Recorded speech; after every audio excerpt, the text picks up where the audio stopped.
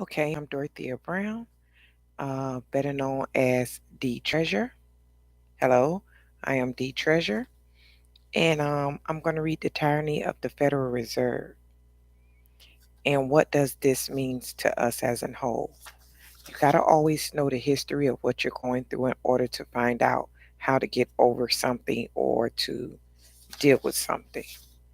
We're going to start off from page not one. That's the introductory, which the introductory is fine. Yeah, like we can start off from that.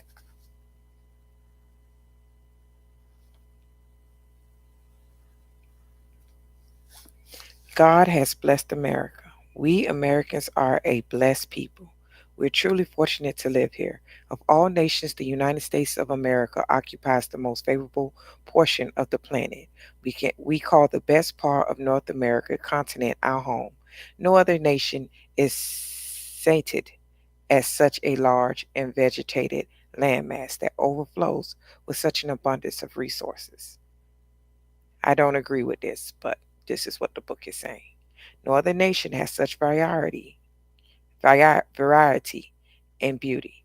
From the autumn foliage of the New England woodlands, the pines, the Spanish moss, the wetlands, and the warm coastal waters of the South, the fertile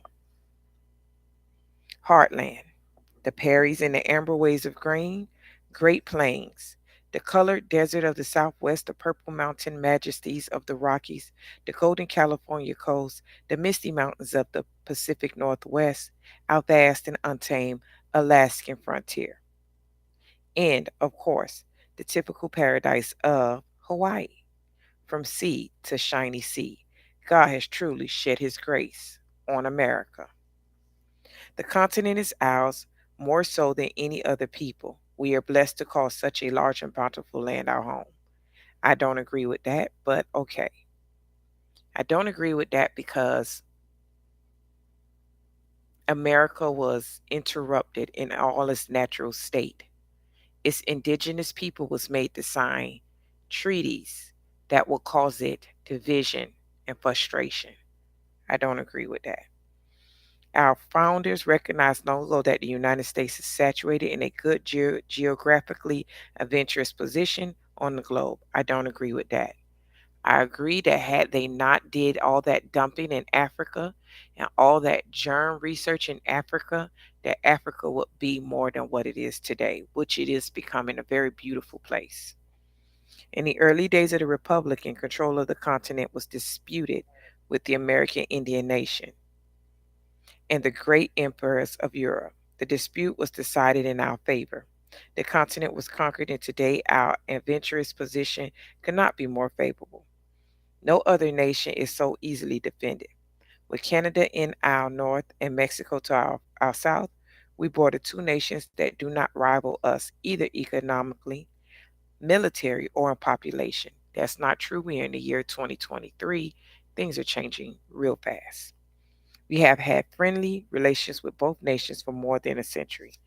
To our east is the Atlantic Ocean, and to our west, the Pacific, separating us by very vast distance from any potential enemy.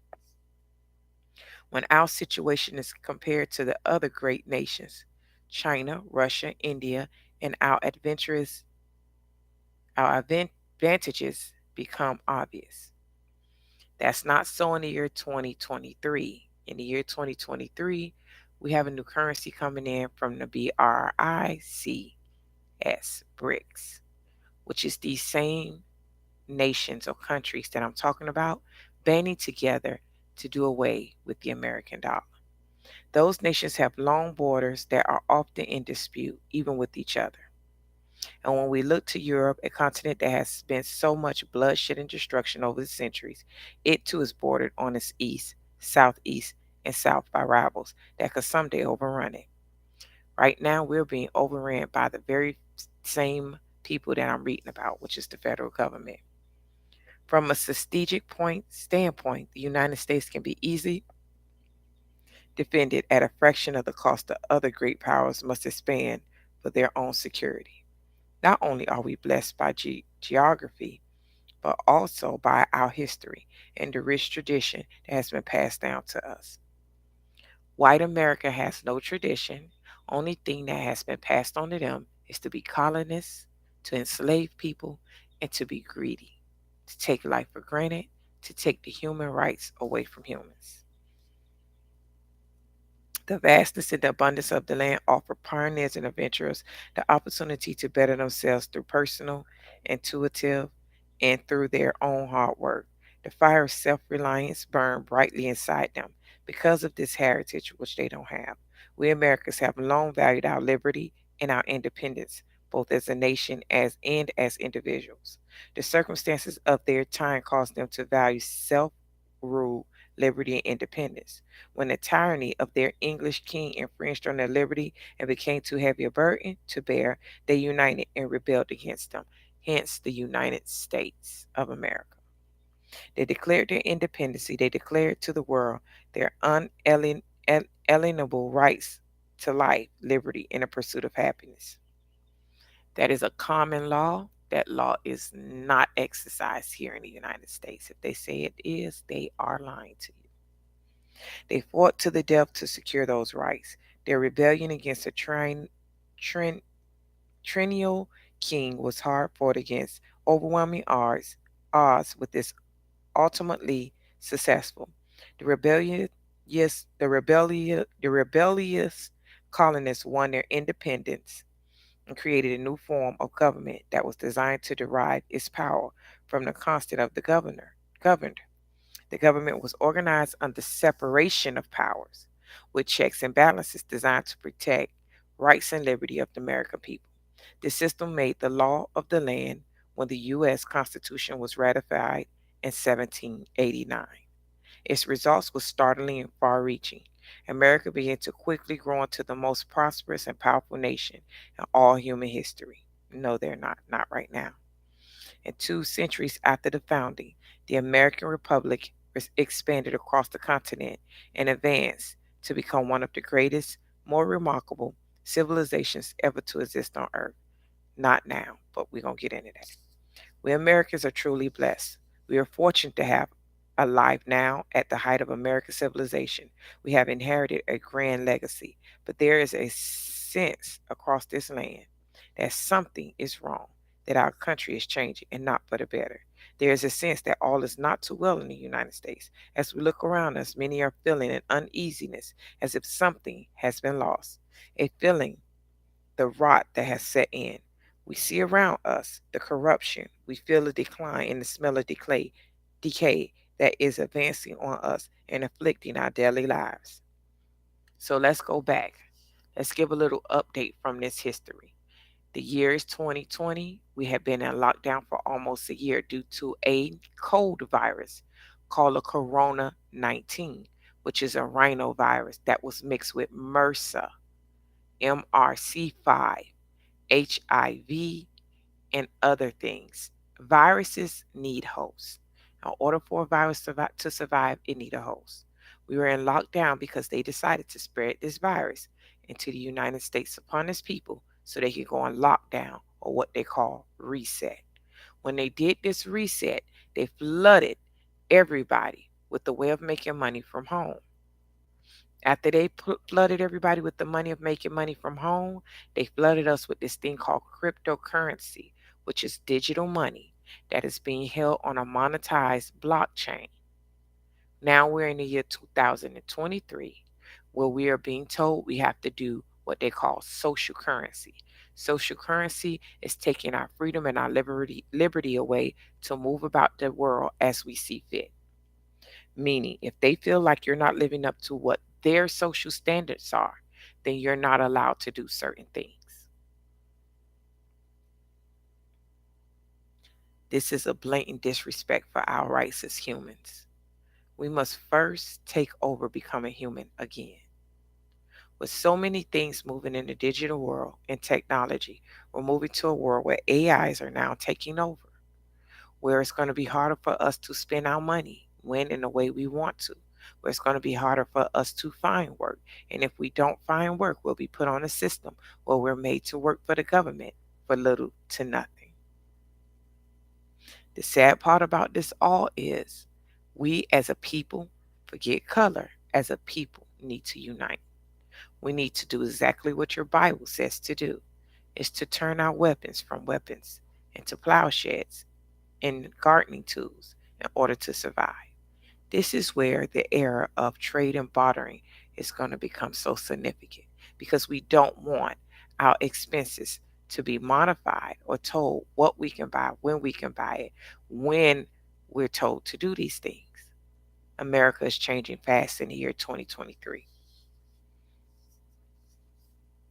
Yes, we Americans are still blessed people, and we are fortunate to live in a prosperous nation founded on great principles. But unfortunately, we Americans have been cursed with monetary system that was purposely designed to siphon off the wealth of our nation and concentrate it on gasping hands of a small number of users and speculators. The monetary system was put into place a century ago under false pretenses. Its architects made grand promises that their system would end the cycle of booms and busts that have been plaguing American family, farms, and businesses. They designed a system that appeared to align with American values.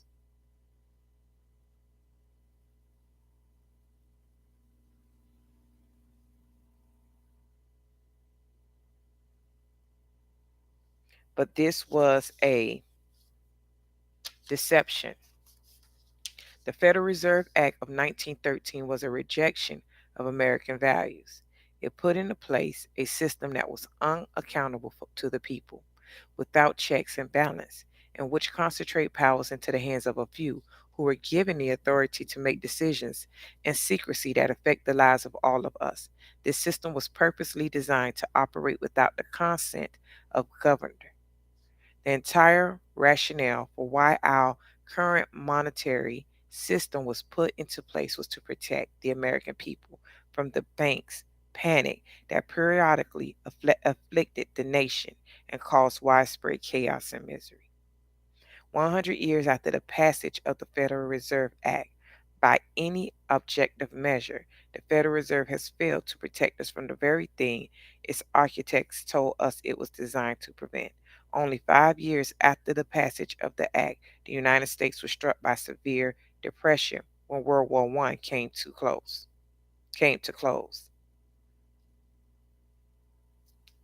So they saying after World War One, we had this suffer. 17 years after the passage of the act, our nation suffered the most devastating and catastrophic depression in our history, the Great Depression. Since the founding of the Federal Reserve, we have launched from economic boom to bust at regular interviews. These booms to busts have been just as chaotic, and have caused just as much misery for the American people as they did prior to the founding of the Federal Reserve. One economic crisis has followed another. The past 20 years has seen us lurch from burst to boom and burst over and over again since the crash of 2007. We have seen working Americans lose ground while a handful of rich people grow even richer. The rich have never been richer. The wealth gap in 2018 between the rich and the poor is greater than any time in our history, greater than during the Gilded Age or the Roaring Twenties. A small group of rich people is monopolizing the wealth of our nation like no other time in the history of the Republic. Since the founding of the Federal Reserve, we have seen our industries that have built up our generations flee from our shores. We have watched the greatest middle class in the history of the world collapse around us as more and more of us struggle to maintain the same level of prosperity as the generations that came before us. We've seen the prosperity of American nation concentrated more and more into the gasping, rent-seeking, interest-collecting hands of transnational elites that we share little in common with in our outlook and our lifestyle. Since the founding of the Federal Reserve, our nation has been drawn into overseas wars after one after another and again, which have taken lives of hundreds of thousands of American citizens whose blood has been spilled on foreign soil. After all these wars, we still do not have peace. Our media alarms us day and night day in and day out about enemies on the other shores of the planet who seek to do us harm.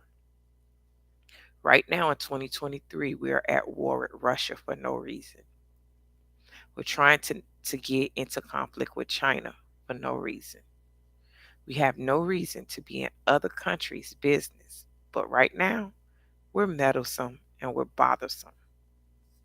Since the founding of the Federal Reserve, we have gone from being a creditor nation into becoming the biggest debtor nation in the history world. Our nation is being buried under a national debt that increases expeditionally year upon year and which can never be paid back. Before the founding of the Federal Reserve, we have no income tax. Now our tax burden grows heavier and heavier as our debt burden expands. Our government taxes our wages to pay back huge debts owed to banks in foreign nations. And now, 239 years after the founders of this nation took up arms and declared their independence from a tyrannical, tyrannical king, our government, which was designed to serve us, is spying on our every move, collecting and storing information on us, attempting to do the very thing that the American colonists rebelled against. As an American citizen, surely you must feel that something is wrong, that we have lost our way as a nation and as a people. But what is the cause of our misfortune? You will not find the answer from a political leader, our media, or academics. They have been corrupted and are servants of the very system was put in place centuries ago. In 1912, during the height of the debate about monetary policy in the United States, before the Federal Reserve Act was passed, a Midwestern attorney named Alfred Owen Kozer published a book titled U.S. Money versus Corporation Currency. In his book, Kozer suggested that the Panic of 1907 was caused such fear and misery had been engineered by Wall Street bankers to scare the government and the people into accepting the monetary reform that the bankers craved. The bankers had a plan called the Aldrich Plan, named after its backer, Senator Nelson Aldrich, to create a central bank that they said will put a stop to crisis like the Panic of 1907.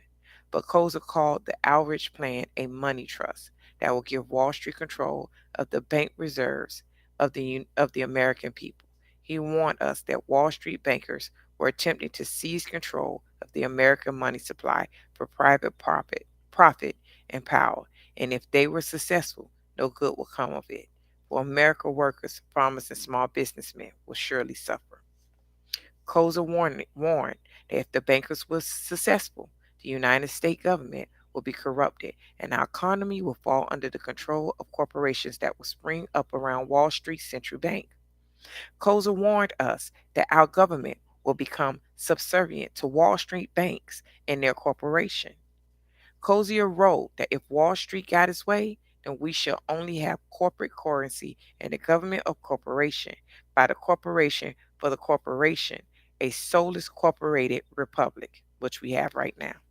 What Culver, what, what Culver advocated for was a U.S. monetary council created by the amendment of the Constitution. The council he envisioned consists of 75 members, the Chief Justice of the Supreme Court, Vice President, Speaker of the House, Secretary of Treasury, Secretary of Commerce, and Labor. The Secretary of Commerce Labor was a single person in 1912, will serve as a member. 22 members will be appointed with the advice and consent of the Senate. The governor of vote the governor or vote of the people will nominate one member from each of their state, which are 49 states in Connors days. All will have been appointed to the council by the president. Each member will serve a term of 4 years with the appointed members so arranged that one half of those nominated by the states and one half of those confirmed by the Senate will go out of office each 2 years. The president in the same manner appointed their successors, fulfilling any vacancies. Each member could be impeached for a cause. A majority vote of the people of any state could recall and replace their representative of council. Let me read that again. A majority vote of the people of any state could recall and replace their representative on the council. This monetary council will be responsible for regulating the Americans' money supply. Koza wanted every dollar of the currency guaranteed by the government redeemable in gold, backed by an adequate gold reserve, and always kept equal in value with gold, and so made sound. That was page 7 we left off of.